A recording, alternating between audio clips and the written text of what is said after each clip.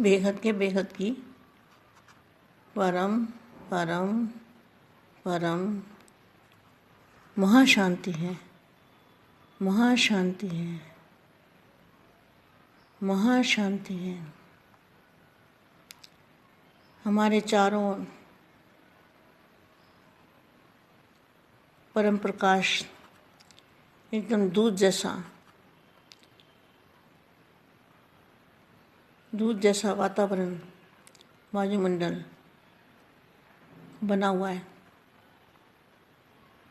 और उसके अंदर बेहद के दादाजी को आत्म स्वरूप में हम रह के देख रहे हैं और बेहद के दादाजी के मस्तक से बेहद की चुंबकीय शक्ति हमारे मस्तक में आ रही है और हमारी आत्मा के अंदर आत्मा को भरपूर कर रही है। वो पावर से हमारी आत्मा भरपूर हो रही है। ऐसा महसूस करना है बेहद के बच्चों को और ये हमेशा महसूस करते रहना है। अब मैं आगे जो बताने वाली हूँ, ऐसे श्रेष्ठ तकदीरवान बेहद के बच्चे क्या है? श्रेष्ठ और तकदीरवान, सदा सर्व खुशियों के खजाने से संपन्न। खुशी का खजाना क्यों मिला है? क्योंकि जिस भगवान को दुनिया ढूंढ रही है और आप उससे मिलन मना रहे हो, तो कितनी खुशी होनी चाहिए। सदा खुश रहना है और सर्व को सदा खुश करना है। चारों ओर अब खुशी के बाजे बजाओ, क्योंकि हो ही खुश नसीब आत्माएं।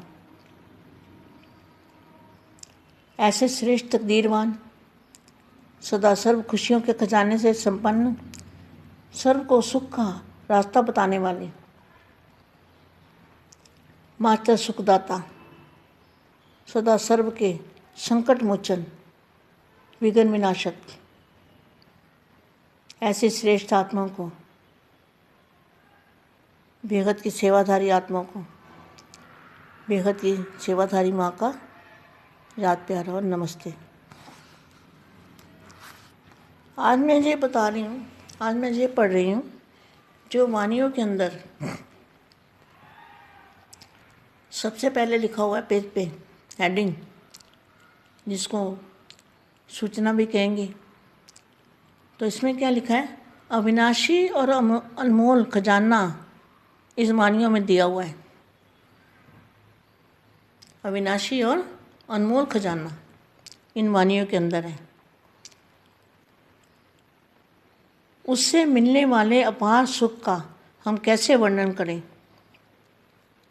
आत्मा के लिए उस खजाने में सर्व प्राप्तियां समाई हुई है। इन अव्यक्त महावाक्यों को पढ़ते पढ़ते अथवा सुनते सुनते ही आत्मा को ऐसा अनुभव होता है कि वह देह से न्यारी और शांति से शीतल हो रही है।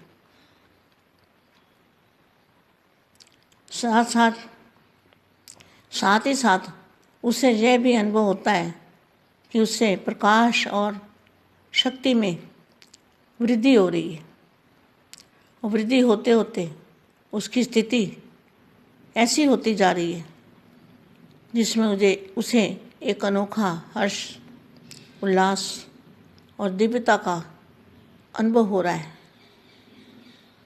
चाहे आसपास के वातावरण में लोग बैठे हों और चहल पहल भी हो रही हो, परंतु महावाक्यों को पढ़ते पढ़ते उसे एकांत तथा मधुर अवस्था का आभास होता है, जिसमें वह समा जाना चाहता है। माना पढ़ते पढ़ते सुनते सुनते निसंकल्प अवस्था हो जाती है।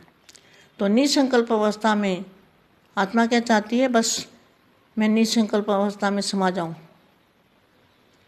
वानियों के अंदर बहुत कुछ खजाने हैं, हीरे मोती हैं और खजाने भरे पड़े हैं, जिन खजानों को हम ढूंढते हैं और बच्चों को ढूंढ ढूंढ के देती हूँ मैं। कलयुग के इस दौर पे फिर हल और बल की प्राप्ति, हल और बल की प्राप्ति।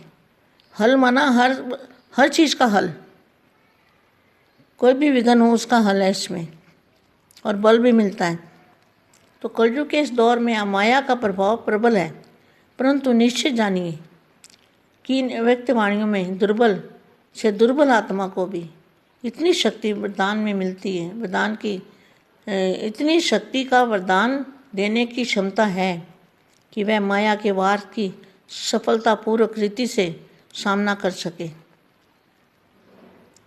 माया का कोई भी रूप ऐसा नहीं है जिससे छुटकारा पाने के लिए इन वाणियों से हल और बल न मिले।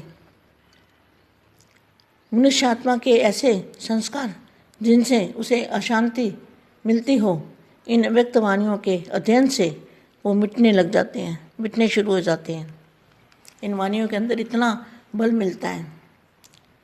वास्तव में इन व्यक्त वाणियों से एक नया जीवन मिलता है। ऐसा अनुभव होता है कि आत्मा को जो अनादि निर्मल स्वरूप, आत्मा का जो अनादि निर्मल स्वरूप, अनादि स्वरूप तो निराकार स्वरूप था ना। अनादि माना जहाँ आवाज़ नहीं है, अनाद माना जहाँ आवाज़ नहीं है। अनादि निर्मल स्वरूप और शांत सुधर्म है। आत्मा उसमें स्थित हो गई है। पुराने जीवन के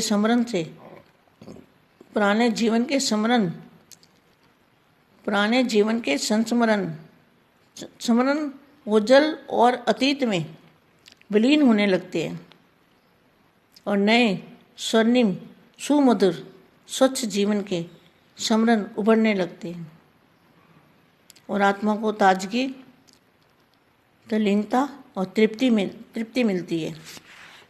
इन वाणियों के अध्ययन से इतनी बड़ी प्राप्ति होती है। अब आगे क्या लिखा है? विशेष बात तो यह है कि मन को ऐसी संतुष्टता का अनुभव होता है कि जीवन सफल हो रहा है और दूसरों की सेवा का सुपुरुषार्थ हो रहा है। उदाहरण के तौर पर एक वाणी में अव्यक्त संकल्पों द्वारा विश्व की सेवा करने की प्रेरणा मिलती है। उसका दूसरा तरीका भी बताया गया। स्पष्ट है कि यदि हम ऐसे पुरुषार्थ में लग जाएं जिसमें दूसरों का जीवन बदल जाए, संकल्प बंद हो जाए, तो एक बहुत बड़ी प्राप्ति हो सकती है और उन्नति हो सकती है। दूसरों को शांति एवं शुद्धि देने रूप सेवा की आशीर्वाद भी मिलती है और यही अंतवाहक अथवा अंतवाहक शरीर धारण करने के बारे में बात कही गई है। यह अव्यक्त स्थिति तो राजयोग की एक बहुत बड़ी प्राप्ति है। अव्यक्त स्थिति, व्यक्त में अव्यक्त स्थिति धारण करने की शक्ति आत्मा को मिलती है और आत्मा एक उड़ते पंछी की तरह समृद्धि रूपी पंख के साधन से उड़कर अपने प्रकाशमय धाम में अपने परमपिता परमात्मा के पास निकट जाकर आनंद भोर अनुभव करती है। ऐसे जो महान लाभ देने वाली अव्यक्त वाणियाँ हैं, इन्हें बार बार पढ़कर मनन करने और जीवन में धारण करने की आवश्यकता है। यह आत्मा का सौभाग्य है, सौभाग्यशाली आत्मा है। वह आत्मा सौभाग्यशाली आत्मा है जो अपने मन, वचन और कर्म से इनके अनुसार बनती है। बेहद की परम परम परम महाशांति है, महाशांति है। महाशांति के सागर में अपने आप को बस चारों ओर महाशांति का सागर, यही देखो, इसी से प्राप्ति होगी। एनर्जी आएगी, शक्ति आएगी, बल मिलेगा। और बाप को याद करो, बाप का रूप धारण कर लो। परम शांति।